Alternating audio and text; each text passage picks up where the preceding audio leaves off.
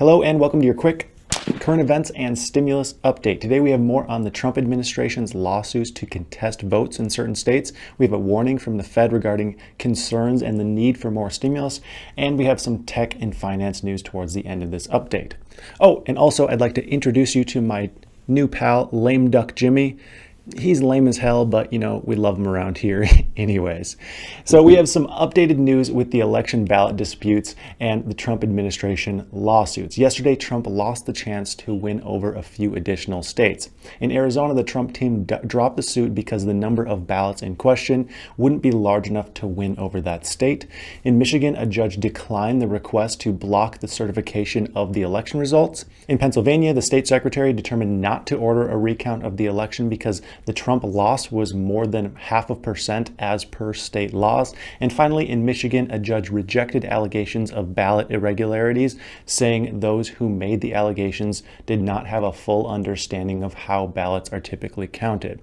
Now, this isn't the end of the run for Trump's teams and their efforts to win the election.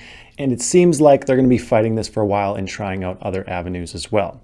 From here, we have the Fed Chairman Jerome Powell, who has voiced his concerns on the economy. His major concerns are how the pandemic is disproportionately having a negative effect on women and children.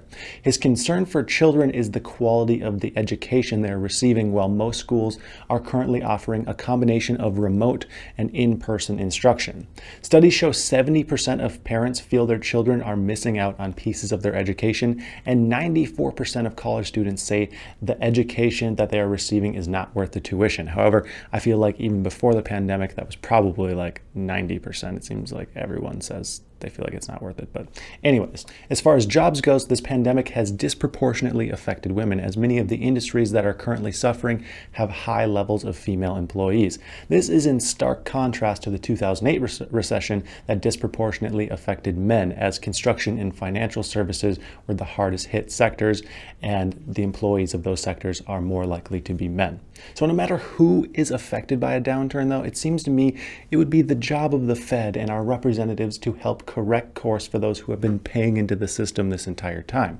I think most of us believe that we work hard and we pay our share into the government, and in turn, the government will take care of us when we're most in need. And I think most of us are also finding out this is just simply not the case. As we're waiting for our stimulus and our representatives to get their acts together and negotiate, I think now is the time for us to attempt and help ourselves. So to help create a more productive conversation today, I've compiled a small list of jobs that can be done remotely and earn more than $20 an hour. First is call center jobs. I know they're not exciting, but I did a search and there are 205 job positions for hire near me that offer more than $20 an hour and offer the ability to work remotely. Next is inbound sales. Again, searching for this, I found 408 jobs near me available. Again, all remote jobs. So really, you don't even have to be near this place to work. You could apply here in Arizona if you live in Pennsylvania. If you want, you could even make more money if you want to try outbound sales. Those are higher pressure jobs, but the median salary there is $80,000 a year, again, available remotely. You could also always look into freelance work, like becoming a virtual assistant, working contract jobs on sites like Fiverr, or learning a skill like copywriting or coding or something like that that you can fine tune and then sell to people or companies. What I'm getting here is there are options out there if you are in a hard spot right now. I just hope that might just help one person. That'd be my goal with that. There are just certain times when it seems like we just have to fight for ourselves a little bit. From here, let's do a little bit of finance and tech news just to lighten the mood a bit, shall we? We haven't talked about this in a while, but remember how Trump back in August told the Chinese-owned app TikTok that they must sell to an American buyer?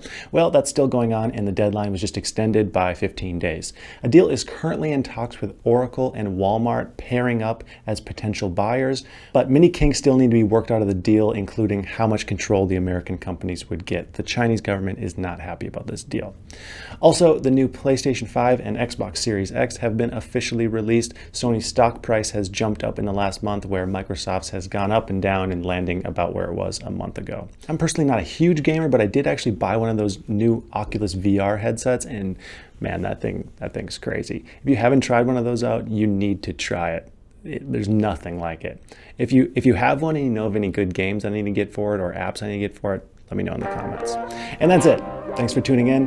Go enjoy your Saturday, why don't you? And of course, have a profitable day.